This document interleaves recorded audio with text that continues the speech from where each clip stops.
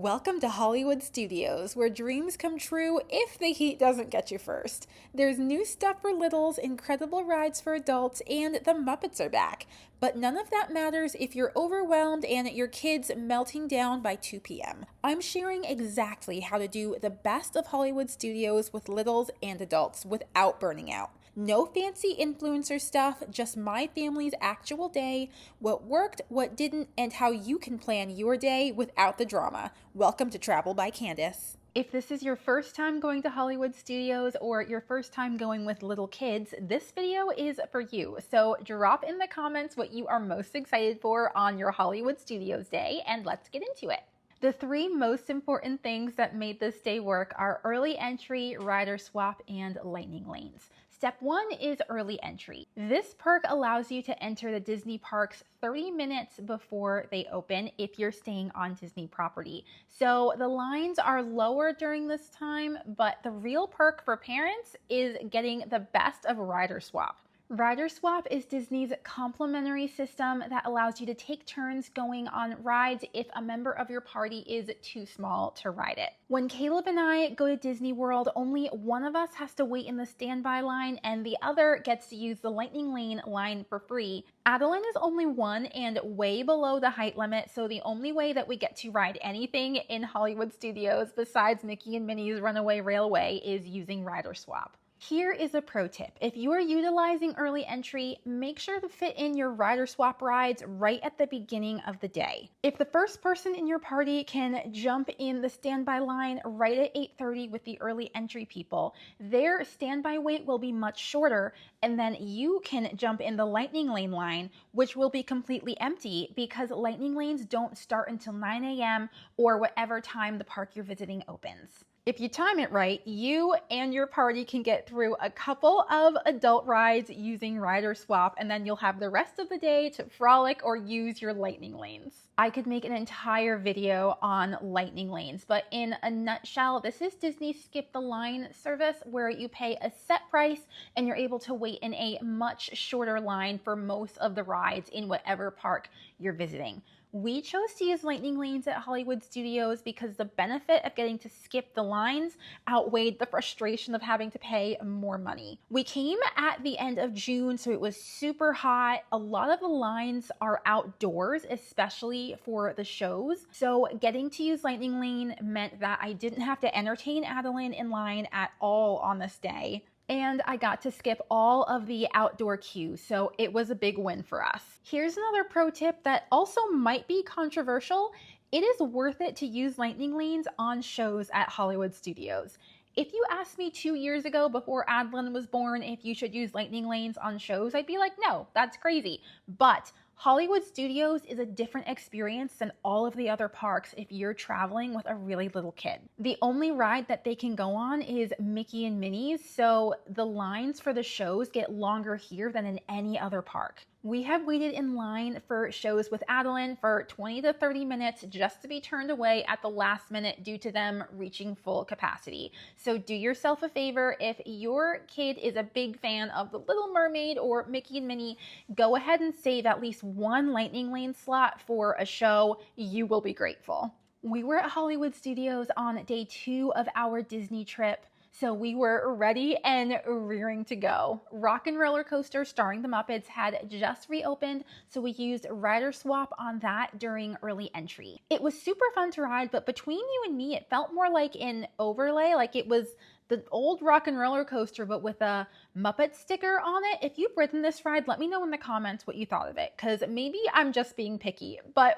we were traveling with my husband and my brother-in-law, so those guys also did Millennium Falcon and Tower of Terror, and between rider swapping, I got to go to the new baby care center with Adeline, and it was just perfect. First, shout out to Ruthie, the sweet cast member that gave me a tour of the whole space when we visited. She was so sweet. This area is incredible. It has everything a parent of a young kid needs, and I feel like Disney finally listened to us. There's private nursing rooms with outlets for pumping moms, crisp new diaper changing space, and a gorgeous sitting area for kids. If your kid gets overstimulated or overheated in the park, this is the perfect place to bring them to just take a break. The old baby care center here in Hollywood Studios was dismal, so this is a much needed upgrade. The baby care center is located in the totally revamped animation courtyard. This space has areas for littles to run as well as a rotating cast of characters for them to play with. By 11 a.m., I had already done all of the big rides I wanted to do, and it was getting time for Adeline's nap. So here's another pro tip that has saved my Disney day more than once. Do not be afraid to go back to your resort for nap time. If your kid can't get a solid stroller nap, I promise they will be much happier if they can get the rest they need in your hotel room, and you will probably be happier after having an hour or so in some air conditioning. We stayed at Pop Century Resort, so it was a quick Skyliner ride back to our resort. I did stop off at Joffrey's for my favorite drink, and we went back to the room for Adeline's nap time before we headed back to Hollywood Studios for our afternoon of lightning lanes. My family's lightning lane strategy at Hollywood Studios is stacking them close together and in the afternoon. At any other park, we start bright and early so that we can get the most lightning lanes in. I'll talk more about how to do that in a second. If something else works better for your family, I would love to hear about it in the comments, but I know my kid is happiest in the afternoon after her nap, and my husband and I feel best when we've gotten all the rider swap adult rides out of the way in the morning, so we can just focus on Adeline and doing things with her rather than feeling like we're missing out on things in the park in the afternoon. Whenever you book your lightning lanes, you should stack them close together because these are rolling experiences. When you use a lightning lane, you can go ahead and replace it with another one. So you start out able to reserve 3 lightning lanes. When you use that first one, you can go ahead and replace it with a 4th one and keep rolling more rides into your day that way. Caleb and I once did 15 rides across 2 parks using lightning lanes, so you can really get your money's worth. My 15 ride days are behind me now that I have Adeline, and on this day I chose to just stick to the 3. I skipped doing more than 3 because I knew our reservations were the things that Adeline would really enjoy, and I didn't see the point in pushing her into things that she might not enjoy as much just for the sake of it. There are other incredible shows here like Beauty and the Beast, Indiana Jones, Frozen, and Villains that I strongly recommend you and your family see. Beauty and the Beast is my favorite show at Hollywood Studios, but for today, we stuck to experiences with characters that Adeline would recognize. Our lightning lanes for the day were The Little Mermaid, A Musical Adventure, Mickey and Minnie's Runaway Railway, and lastly, Mickey Mouse Clubhouse Live. This was literally my favorite part of the whole day because I knew that we were not going to wait in a single line, and Adeline is hilarious. She is so much fun to experience things at Disney with, so I knew we were in for a treat. These experiences were very cool, but not perfect, so let me know which one of these sound best for your family. The Little Mermaid show is a stage retelling of the Little Mermaid story using puppets and live actors. Adeline loved this. I could hardly get any non-shaky footage because she was jumping and squirming in my arms the entire time. It was a super cute show, but I wish they'd use more puppets and actors on stage. They used a lot of screens, which kind of killed the energy during the performance, but overall, still so fun. Next up was Mickey and Minnie's Runaway Railway. If you're getting lightning lanes, this is one to prioritize. The line gets super long, lightning lanes go quick, and a lot of the queue is outside, so skipping this line makes a big difference. As an adult, I love this ride. You get whisked away into the land of a cartoon, but as a parent, it made me a little nervous. There are really bright lights and colors everywhere, and the audio is pretty loud. Plus, there are parts of the ride where the car you're sitting in gets jerked around. I was worried that it would be a little overstimulating for Adeline. but she was a trooper. The only parts that were rough was one room where you're caught up in a tornado. It's a dark room and it's very windy. That was a little much for her.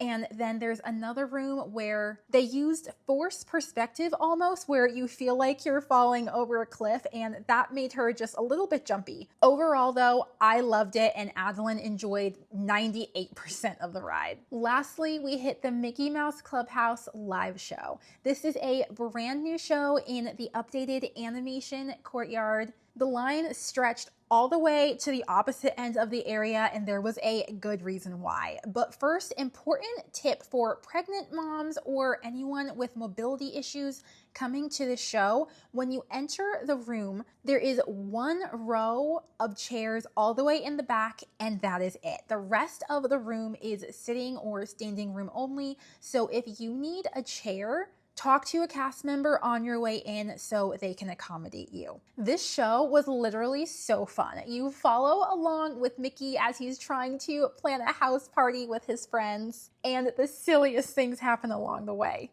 I won't spoil the surprises, but if your kids love the Fab Five, singing and dancing, and bubbles, you are in for a treat.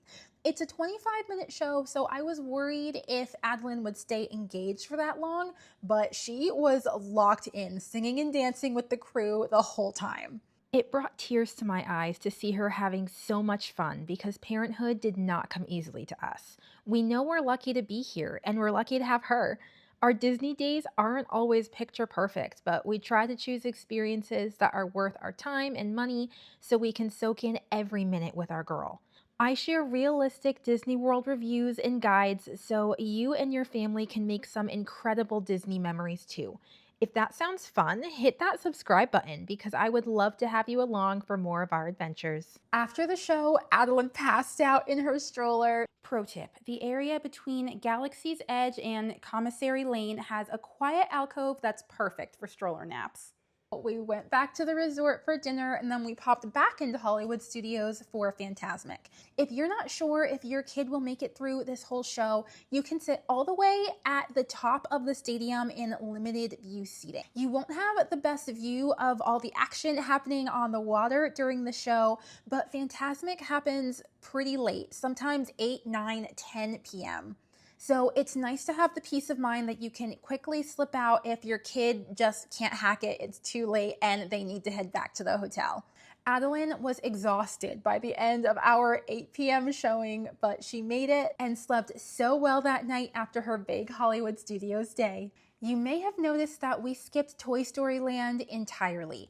The only thing that a 1-year-old can do here is ride along on Toy Story Mania, so it didn't feel worth it to just walk around and roast in the sun. If your kid is a little older and they're tall enough to go on alien swirling saucers, that's totally worth it. It's such a fun ride. But since Adeline is under 2, it's just not our time yet. We also only popped into the Star Wars area earlier in the day since there's nothing there for really little kids to do. So after we got all of our adult rides out of the way, we were done with the Star Wars area. Little caveat here: if you are a massive Star Wars or Toy Story fan, it's worth it just to walk through these areas, even if you're not doing rider swap. These worlds are super immersive and beautiful, especially at night. Our day was perfect for our family because we focused on the quality of what we were doing instead of trying to hit everything. Don't let the internet bully you into thinking that you're doing it all wrong if you haven't ridden every ride twice by noon. Your mental well-being matters, and sometimes that means doing less to enjoy more. This is vacation after all, so it's okay to be picky about what all you do with your day. Next week, we're getting wild at Animal Kingdom, and I'm doing a review of the character dining experience, Tusker House. Character dining is expensive and can take hours of your day. So if you're heading to Animal Kingdom, I'm sharing the good, the bad, and the ugly of this restaurant. You won't want to miss it. Thank you so much for watching. If you found this video helpful, give it a like, and I'll see you next week. Bye, guys.